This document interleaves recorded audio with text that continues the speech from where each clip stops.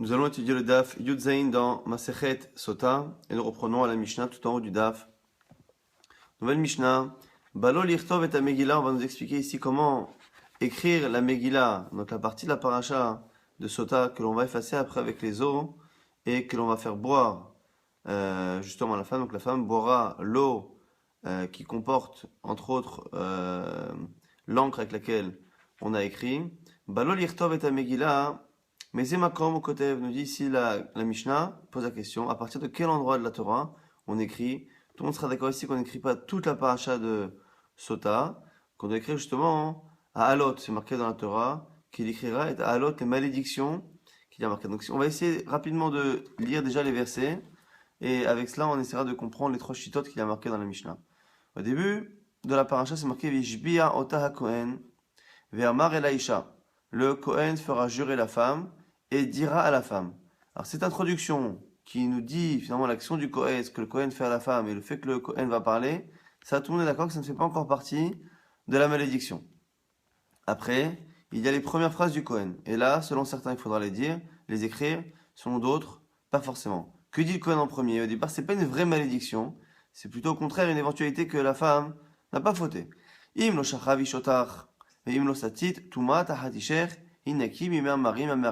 les premières phrases que dit le Kohen, si tu n'as pas eu de relation avec un autre homme, si tu n'as pas fauté par rapport à ton mari, eh bien tu seras lavé de tout soupçon grâce à ces eaux de Sota. Donc ici on est dans une première phrase qui est plutôt positive, donc qui au sens propre du terme n'est pas une malédiction. C'est pour ça que selon certains, elle ne rentrera pas dans les parties du texte que l'on doit écrire dans la Megillah de Sota.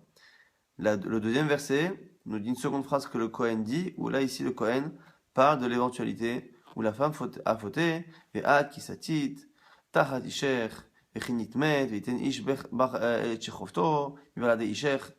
moment-là le Kohen nous dit, mais par contre si tu as fauté, que tu as fait ça et qu'un homme a une relation avec toi, et ainsi de suite. Et après on nous dit encore, et après le texte reprend la narration de ce que le Kohen doit faire, donc il l'a fait jurer, et après il lui redit encore autre chose, et il lui dit ce qui va se passer si elle a fauté.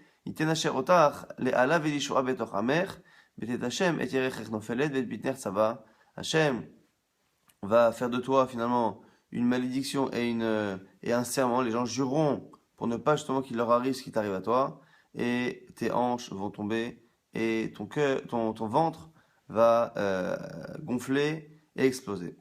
Ça, c'est ce que nous dit ici. Et la suite, et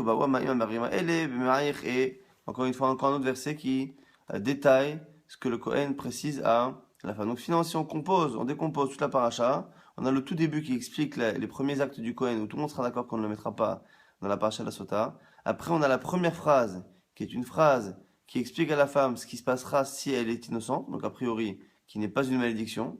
Après, on a une malédiction, puis une deuxième malédiction, et les deux sont séparés par une phrase qui décrit ce que le Kohen doit faire entre-temps. Donc là, ici, on va voir les trois avis. Premier avis, Tanakama, qui est en fait Rabbi Meir, Im lo shachav ish vechule. Donc, c'est selon Rabbi Meir, on commence à écrire les premiers mots que le Kohen dit, donc même si la première phrase, finalement, est positive. C'est Im lo shachav ish. C'est le cas où le Kohen lui annonce ce qui se passera si elle n'a pas fauté.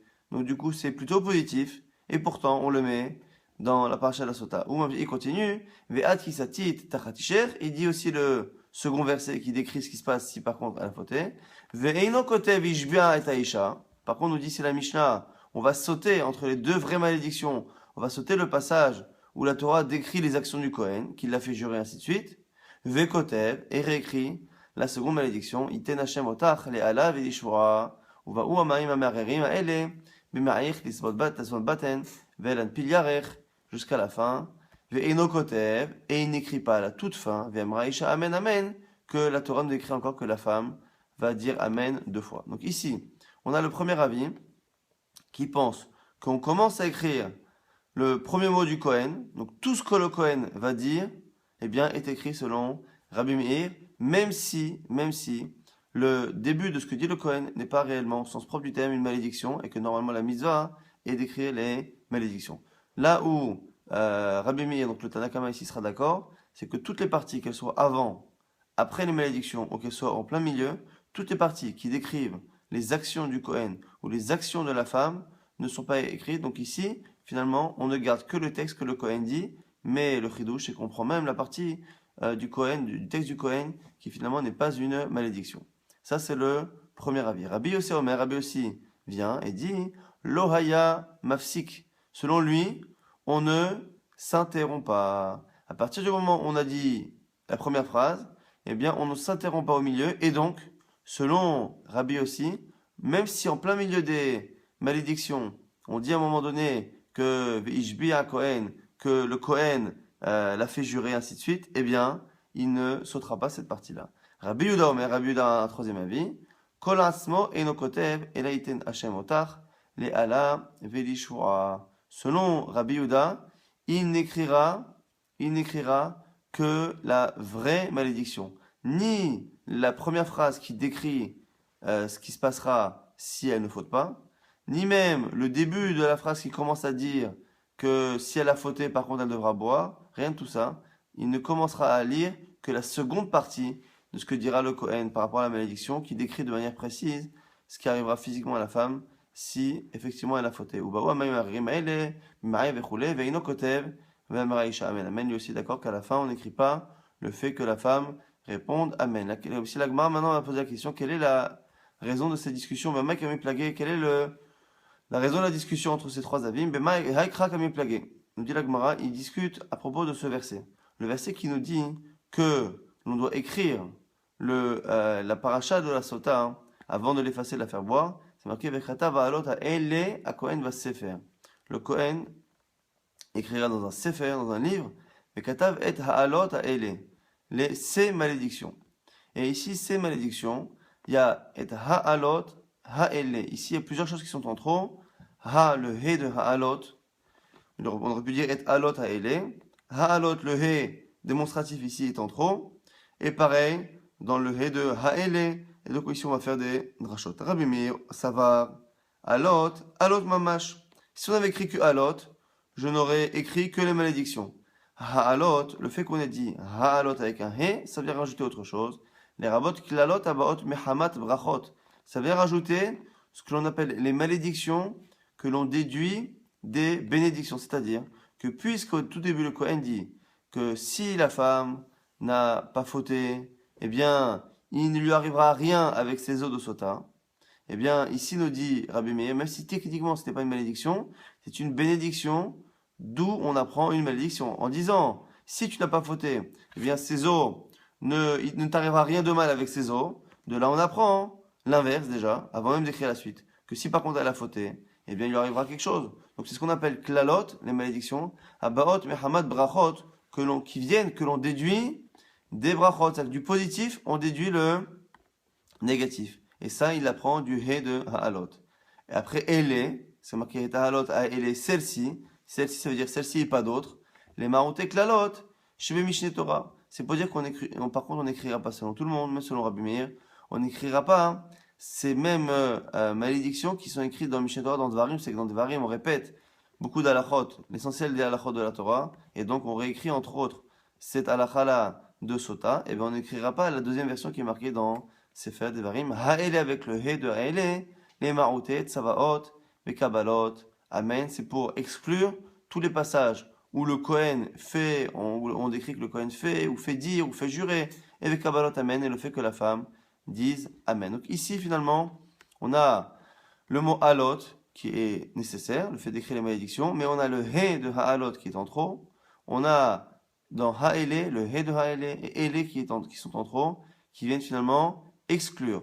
Autant le he de ha'alot vient rajouter, nous dire que finalement, non seulement les malédictions, mais même le début qui est positif, mais d'où on va déduire du négatif, et de he de ha'ele et de ele, on exclut deux autres cas, et on exclut donc les klalot qui sont marqués dans Sefer Devarim, et toutes les parties où la Torah décrit les actions du Kohen ou de la femme. Rabbi Yossi, Kulhu Keda Amarta. Rabbi Yossi, pourquoi selon Rabbi Yossi on ne s'interrompt pas? Donc on écrira tout de même ce que le Kohen fera entre les deux. Pourquoi? Pour l'instant, il pense comme Tanakama, c'est-à-dire qu'on a le he de ha'alot puis ha'ele que l'on décompose en deux choses, he et ele. Mais que rajoute ici Rabbi Yossé? Il rajoute et, c'est marqué vekatav, et ha'alot ha'ele, et le mot et, qui ne se traduit pas en français, qui prend la place entre un verbe et un COD en hébreu, mais qui ne se traduit pas en français, et qui parfois en hébreu n'est pas non plus écrit, et bien justement c'est pour cela que Rabbi Yossi pense que le et est en trop, puisque souvent on s'en prive, et bien et, les rabot, tsavaot et kabbalot. Il ne faut pas lire kabbalot selon certains commentaires, mais en tout cas les rabot, tsavaot, c'est pour dire justement que finalement, grâce au mot et, Rabbi Yossi nous dit qu'il faut rajouter et finalement écrire même une partie qu'on aurait pu penser ne pas écrire, qui est finalement ces parties où on décrit que le Kohen fait jurer, fait dire et parle. Toutes ces parties-là qui sont entre deux malédictions, il faut les écrire. Vers Rabbi Meir, pourquoi il ne pense pas cela?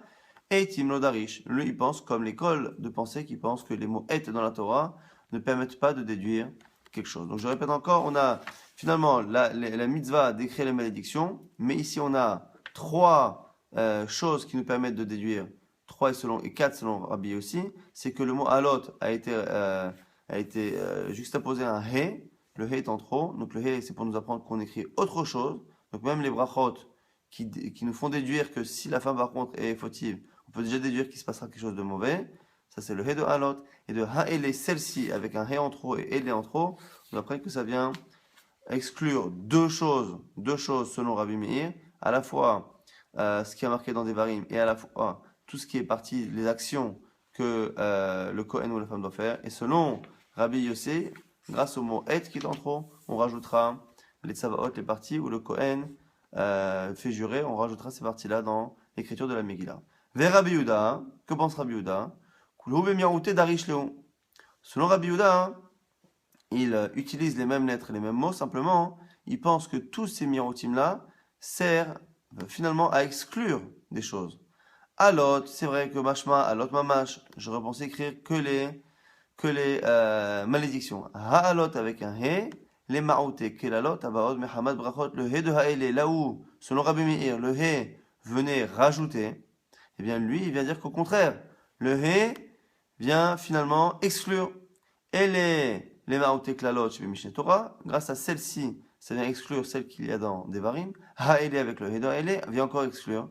Il y a les marotés de Savaot et Kabbalot, tout ce qui est lié aux actions que le Kohen ou que la femme fait. La Gemara, ici, a l'air de comprendre Rabbi, parce que ce Rabbi Yehuda, au moins, il déduit toutes les lettres entre eux, le he, le ele et le he de ha'ele. Finalement, il les explique toujours de la même manière, c'est-à-dire que chaque mot, chaque lettre qui est en trop, nous sert à exclure une partie de la paracha que l'on doit écrire. Simplement, selon Rabbi Yehuda, on a vu qu'il y avait deux manières un peu différentes de faire. Mais Rabbi Meir, Maishna Hayhe Nimra Bebe ou Maishna Hayhe Demaed Be. Comment se fait-il que selon Rabbi Meir, il y a un He qui vient rajouter et un He qui vient diminuer? On prend ce qu'avait dit Rabbi Meir, effectivement. On a dit que la Torah nous demande d'écrire les halot, les malédictions. Comme le mot malédiction est introduit par un He, eh bien, selon Rabbi Meir, ça vient rajouter quelque chose que l'on doit écrire. C'est quoi? C'est le premier verset qui parle de ce qui n'arrivera pas à la femme si elle est innocente, et d'où on peut déduire une malédiction si elle a fauté. Mais le he vient rajouter cette paracha. Et après, dans le deuxième mot, lorsqu'il est marqué ele, ha'ele, eh bien le he vient encore, ici à l'inverse, vient exclure un cas, ça vient exclure justement la description de ce que le Kohen doit faire et de ce que la femme doit faire. Et du coup, on a du mal à comprendre, nous dit ici la Gemara. Au moins, Rabbi Yehuda utilise toutes les lettres et tous les mots dans le même sens, c'est-à-dire à chaque fois pour exclure des passages que l'on ne doit pas écrire. Selon Rabbi Meir, une première fois le he rajoute, la seconde fois il exclut, et la Gemara essaie de comprendre quelle est la logique de Rabbi Meir. La Gemara répond Hey degabe de ribouyahi. Lorsque le he est dans un contexte où on vient rajouter, eh bien il rajoute. Hey degabe de miruta. Et lorsque le he est dans une partie du texte qui vient justement limiter, diminuer, lui-même il diminue. Finalement, le he qui est rajouté lorsqu'un he est en trop, il ne vient qu'appuyer qu'elle est dans le même sens que le mot qu'il a introduit, puisque le he est très souvent le descriptif avant justement le mot. Eh bien, ce préfixe-là, descriptif, va dans le même sens que le mot. Et si on reprend, puisque c'est marqué avec katav, et ha'alot, il écrira quoi? Il écrira les malédictions. Donc, lorsqu'on dit alot, on est en train de nous apprendre, de nous rajouter les passages que l'on va écrire. Donc, comme ici, on nous écrit ce que l'on va écrire, vekatav et ha'alot, comme on décrit ce que l'on va écrire, le he vient en rajouter, non seulement alot, mais aussi brachot.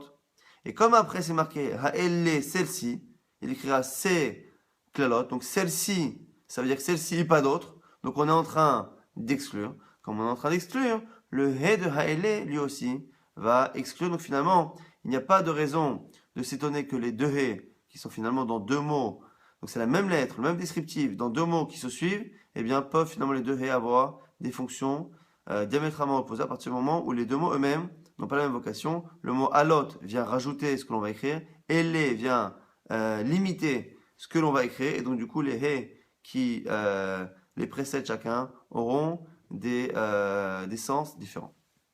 La Gemara maintenant s'étonne par rapport à autre chose. Ici on a dit que finalement, lorsque la Torah a dit d'écrire les halot, les malédictions, eh bien finalement, on inclut aussi, selon Rabbi Meir, la première partie, le premier texte, qui finalement n'est pas une malédiction, puisque c'est le Kohen qui dit Im lo shachav ishotar, si personne n'a une relation avec toi, Im lo sati tuma tachatisha, si tu ne t'es pas impurifié par rapport à ton mari, Inaki mima mari amarerim, elle est, eh bien, il ne t'arrivera rien, tu ne seras pas embêté par ces eaux de sota. Et donc du coup ici on nous explique ce qui se passera si tout se passe bien. Alors même si on peut déduire du coup que si il lui dit que si elle est innocente, qu'elle n'aura rien, on peut sous-entendre que du coup si elle n'est pas innocente, elle sera punie.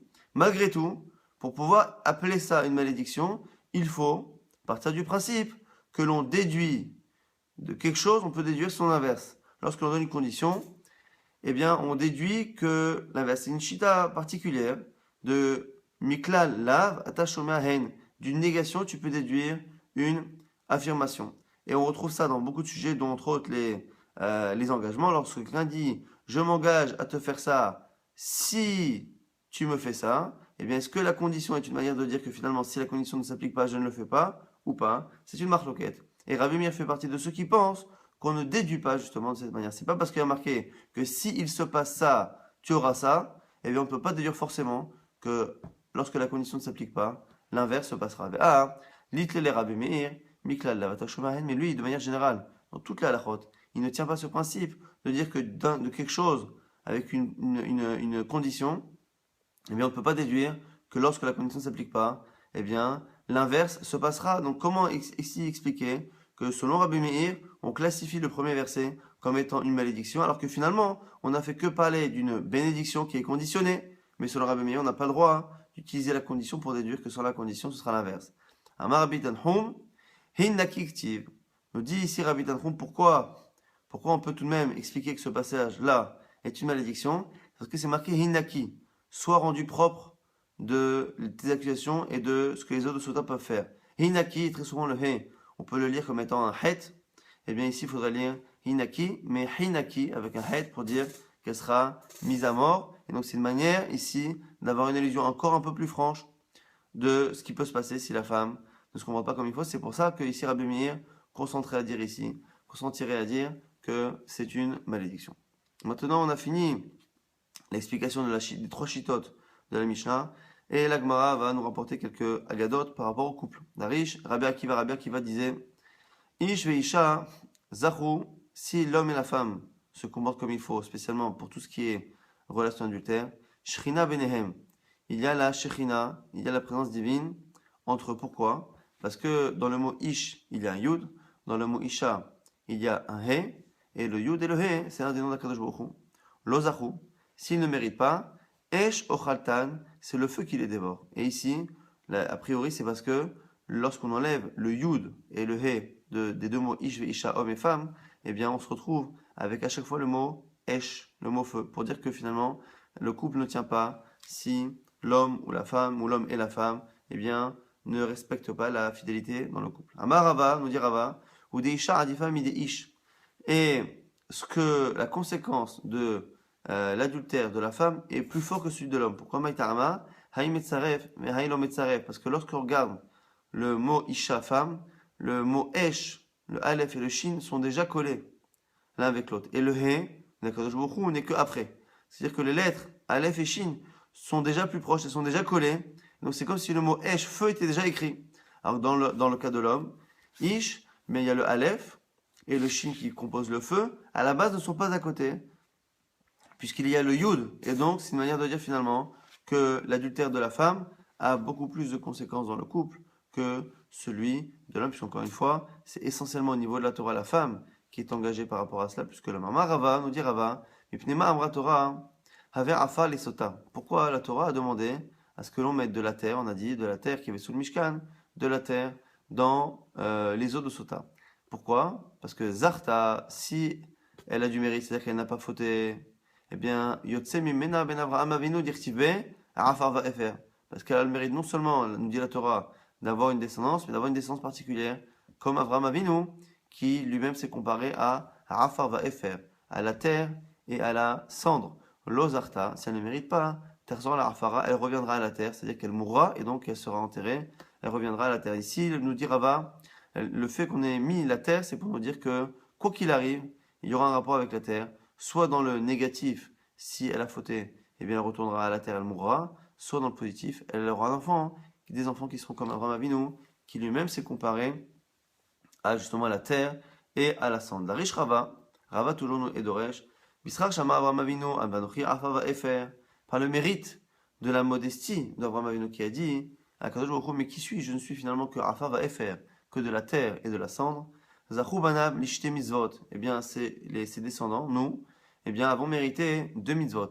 Efer Para, Ve'afar Sota, la cendre de la vache rousse et la terre de la sota. Donc ici, on a un peu du mal à comprendre le rapport qu'il y a entre ces mitzvot et cette mitzvah. Donc on va essayer de donner une explication, celle du Maharal, qui dit que c'est la modestie d'Abraham Avinu lorsqu'il a dit que je suis Afar va Efer. Je suis finalement de la cendre et de la terre. C'est une manière de dire qu'il est modeste. Pourquoi la cendre et la terre? Certains veulent dire que parce que les deux ne valent pas grand-chose, donc la cendre ne vaut rien, la terre pas non plus, mais la terre peut permettre de faire pousser quelque chose. Donc la terre a une possibilité de donner dans le futur, et Efer et la cendre est quelque chose qui aujourd'hui ne vaut rien, mais qui provient de quelque chose qui a pu avoir de la valeur. Donc finalement, la cendre n'a plus de valeur dans le futur, mais on a eu dans le passé, et la terre n'a pas de valeur dans le passé, mais a une valeur potentielle dans l'avenir. En disant je suis Afar va Efer, c'est une manière de dire finalement qu'il n'a ni l'un ni l'autre. C'est-à-dire que finalement, il n'a ni une capacité future, ni une capacité du passé. Il vient simplement demander à Kajourou de l'écouter par pure hesed, par pure générosité. Donc ça, c'est la modestie d'Avraham Avinu. Certains vont dire que du coup, c'est pour ça que nous, on a la misa de Para Aduma et de Rafar de Sota, qui finalement, elles, vont à l'encontre finalement de la nature, puisque finalement, le FR de la Para, qui normalement justement est quelque chose qui montre le FR, la cendre, qu'il n'y a plus de possibilité dans le futur, eh bien vient justement réparer une impureté qui s'est passée, et vient réparer justement le passé. Et Afar Sota nous permet finalement d'aller de l'avant et de rendre cette femme autorisée. Et du coup, c'est la raison pour laquelle on a ce rapport entre la terre et la cendre et la modestie de Avraham Avinu. Ve'aikanami, Afar, Kisui Adam. La Gemara dit maintenant il y a aussi une autre mitzvah qui est liée à la terre. C'est le fait de recouvrir le sang lorsqu'on fait la shrita, de haya, de rov, d'un animal comme les volailles ou comme les animaux sauvages. Donc comment se fait-il que l'on n'ait pas cité cette terre-là comme étant un mérite venant d'Avraham Avinu? La Gemara répond Atam, Ersher Mitzvahika, Anaa Lika. Il dit là-bas la terre que l'on utilise pour recouvrir le sang, c'est Ersher Mitzvah, c'est pas l'essentiel de la mitzvah, et on n'en profite pas réellement, c'est juste une manière de rendre la mitzvah complète et cachée. Mais réellement, il n'y a pas de profit alors que les cendres de la para, alors que la terre de la sota, c'est ce qui permet finalement de rendre quelqu'un d'impur, de le rendre pur, d'une femme sur laquelle on avait des doutes, et bien de la rendre autorisée à son mari. Darash Rava continue le même type de drashot, Bisrar She'ama Avraham Avinu. Par le mérite de la phrase de Avraham Avinu qui a dit je ne prendrai ni rien, ni aucun fil, ni aucune chaussure. Ses descendants ont mérité 2 mitzvot. Le fil de Techelet, le fil bleu qui est élevé dans les tzitzit. Ursura shel Tefilin et la lanière des Tefilin. Alors ici, ça leur a fait référence au moment où Avraham Avinu a fait la guerre pour libérer Lot. Lorsqu'il a fait la guerre pour libérer Lot, il a libéré non seulement Lot, mais Sodome, Gomorrhe et toutes les villes qui avaient été finalement emprisonnées par les rois. Et lorsque Avraham Avinu a récupéré tout cela, le roi de Sodome est venu et lui a dit Ten li nefesh, s'il te plaît, donne-moi les âmes, les personnes, Varechush, Kahlach, et tout le butin qui m'avait été pris par les rois et que toi tu as récupéré en gagnant la guerre, eh bien, prends-le pour toi. À ce moment-là, Abraham Avinu, nous dit la Barachi, pour éviter tout vol ou tout soupçon de vol, eh bien, il a dit, je jure, Arimoti a dit à Hachem, je jure, je lève la main vers Hachem, im mihut que je ne prendrai ni une chaussure, ni un fil, ni une lanière, ni un lacet, rien du tout, je ne prendrai rien. Et par justement ces mérites-là de parler d'un fil et de lacets de chaussures, eh bien, on a eu des mitzvot qui sont liés justement à cela, c'est-à-dire le fil de Techelet et la lanière des fils qui est comparée finalement au lacet en cuir. La Gemara alors pose la question, Bishlama, Retsuach el Tefillin. Je peux comprendre le mérite que l'on a pour les tefillin, parce que c'est marqué au-dessus des tefillin, Veraou, Kol Amei Haaretz, Ki Shem Hashem Nikra Alecha, Ve'yarou Mimeka. C'est marqué dans Devarim que les peuples de la terre verront que le nom d'Hachem eh bien, est écrit sur toi. Ve'yarou Mimeka, et ils auront peur de toi. Ve'tanes, c'est une braïta qui nous dit, Rabbi Eliezer Agadol Omer, Elou Tefillin Shebarosh, les tefillin de la tête qui font peur à ceux qui voient lorsque le Ham Israël a la Shrina, la présence divine sur lui, lorsqu'il porte les tefillin. Donc du coup, on peut comprendre que l'on dise finalement qu'on a eu le mérite d'avoir la lanière des tefillin par la mitzvah de Avram. Et la chouch al techelet, maï, mais le fil de techelet, en quoi le fil bleu du techelet est quelque chose dont on profite pour qu'on puisse dire justement à Avram Avinu merci d'avoir fait cette mitzvah. Détania, c'est une braïta. Aya Rabbi Meir Omer, Rabbi Meir dit man ishtana techelet mikol minet tzivronim. Pourquoi a-t-on choisi cette couleur, la techelet azur, que l'on prend avec le hilazon, donc cet animal que l'on trouvait dans la mer, pour colorer justement en bleu le fil de tzitzit? Pourquoi cette couleur plus que les autres? Car cette couleur, la azur, ressemble à la couleur de la mer. Veyam, domel rakia, et la couleur de la mer ressemble à la couleur du ciel. Rakia, domel kisakavod, et la couleur du ciel ressemble, entre guillemets, encore une fois, au trône d'Akadosh Baruch Hu, chez Neymar, comme il est marqué. Veyam, où était l'Oï Israël?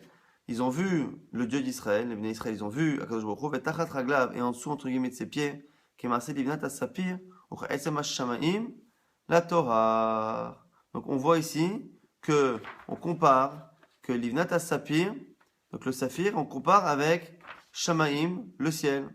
Et c'est marqué aussi dans un verset, urtiv kema e even sapir, demut kissé, que le dmut kissé, donc le trône d'Akadosh Baruch Hu, il ressemble à saphir. Donc on voit ici que le kissé, dans le deuxième verset, est comparé au niveau de la couleur à saphir, et que saphir lui-même, il est comparé au ciel, puisque c'est marqué qu'il est marqué divnat as-sapir, ou etzem ha-shamaim, et donc du coup, on voit que le ciel a la même couleur que le trône d'Akadosh Baruch Hu, et comme la mer a la même couleur que le ciel, et que le techelet ressemble à la couleur de la mer, mais finalement on a le fil de techelet qui ressemble au Kisa Kavod et qui nous rappelle finalement à Kadosh Baruch Hu. Nouvelle Mishnah au sujet de l'écriture de la Megillah de Sota. Eno kotev lo ala luach velo ala neyar. Il n'écrira la paracha de Sota ni sur une planche en bois, ni à la niyar. Alors niyar, il y en a qui veulent dire que c'est soit du papier qui est fait de manière végétale, soit c'est du papier qui est fait avec des tissus. En tout cas, ce n'est pas un claf en peau, comme on fait pour un Sefer Torah. Vélo à la diphtéra. Alors, diphtéra, c'est une peau. Donc, c'est comme on fait pour un parchemin, comme pour écrire un Sefer Torah. Simplement, c'est un parchemin, nous dit Rashi, qui n'a pas subi toutes les étapes pour justement être prêt. Donc, il n'est pas terminé. On n'a pas fait toutes les étapes. Donc, du coup, c'est diphtéra. On n'écrit pas non plus dessus. Et là, à la Megillah, il faut écrire sur ce qu'on appelle Megillah. Donc, un claf normal sur lequel on écrit comme pour la Megillah ou comme pour un Sefer Torah. Shinema, car c'est marqué Bas Sefer. Marqué Bas Sefer, de là on apprend qu'il faut que ce soit écrit dans quelque chose que la Torah appelle Sefer, donc c'est un parchemin.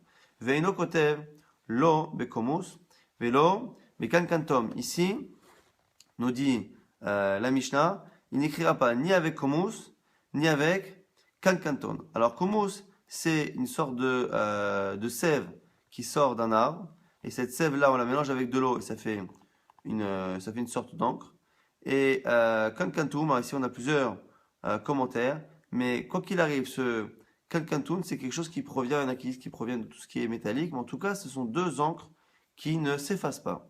Pourquoi Velo vechol davar chez Rochem, et pas toutes les choses qui peuvent en plus laisser une trace, c'est-à-dire qui s'efface en partie mais qui laisse une trace.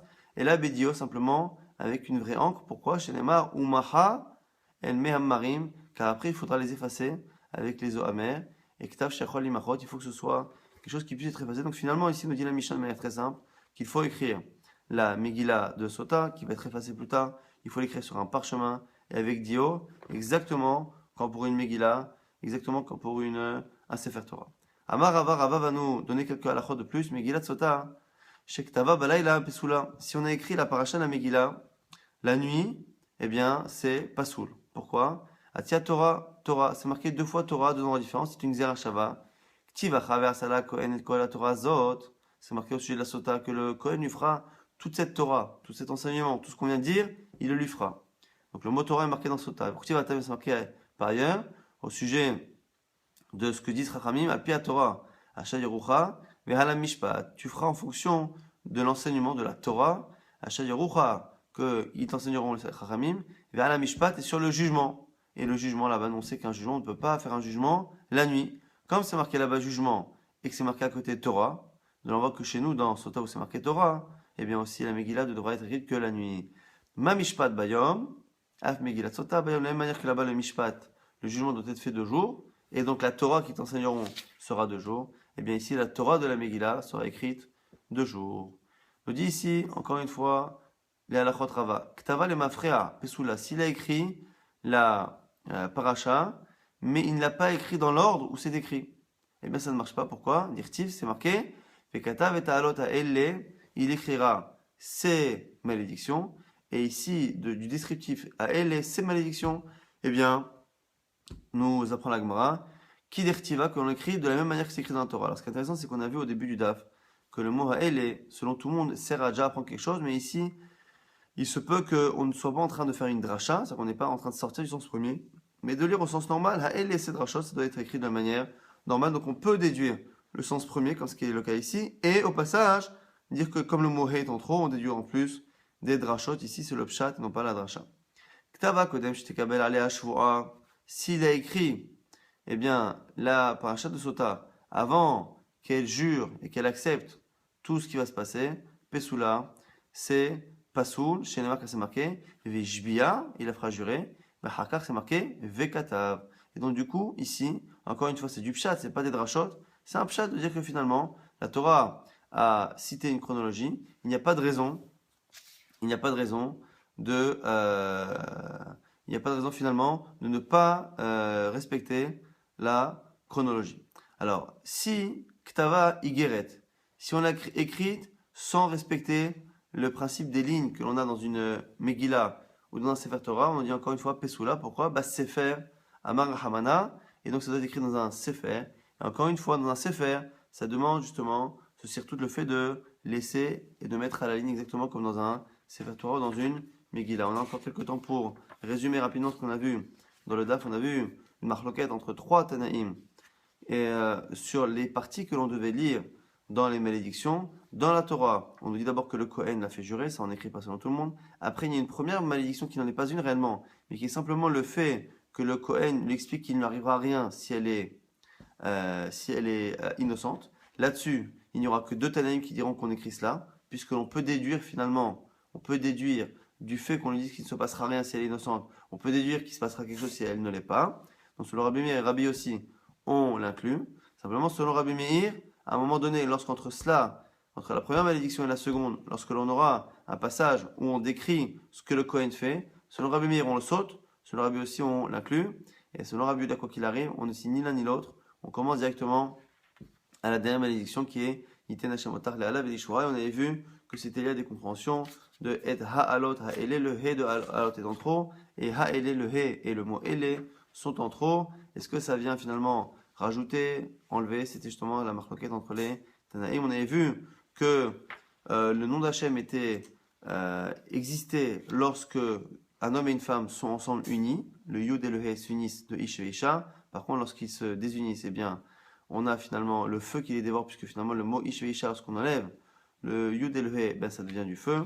Et on nous dit que dans le cas de la femme, c'est encore plus grave, parce que les lettres du mot Esh sont déjà collées dans le mot Isha. On avait dit aussi que le mérite de et faire apparat et de rafar sota de la terre qu'on utilise pour la sota pour la rendre pure, et la sang de la vache rousse qu'on utilise pour purifier quelqu'un qui a touché un mort, et bien le mérite de ces mitzvot-là qui permettent finalement de purifier ou d'innocenter, et bien ce mérite-là, on l'a grâce à Abraham Avinu qui a eu la modestie de dire finalement par rapport à Kadosh Baruch Hu, malgré tout ce qu'il avait fait et tout ce qu'il allait engendrer à l'avenir, il a eu la modestie de demander les choses par Hachem parce qu'il était Rafar Vaefer, qui était de la cendre et de la terre, quelque chose qui finalement, si on prend le point commun des deux, mais finalement qui n'a ni de l'avenir ni du passé.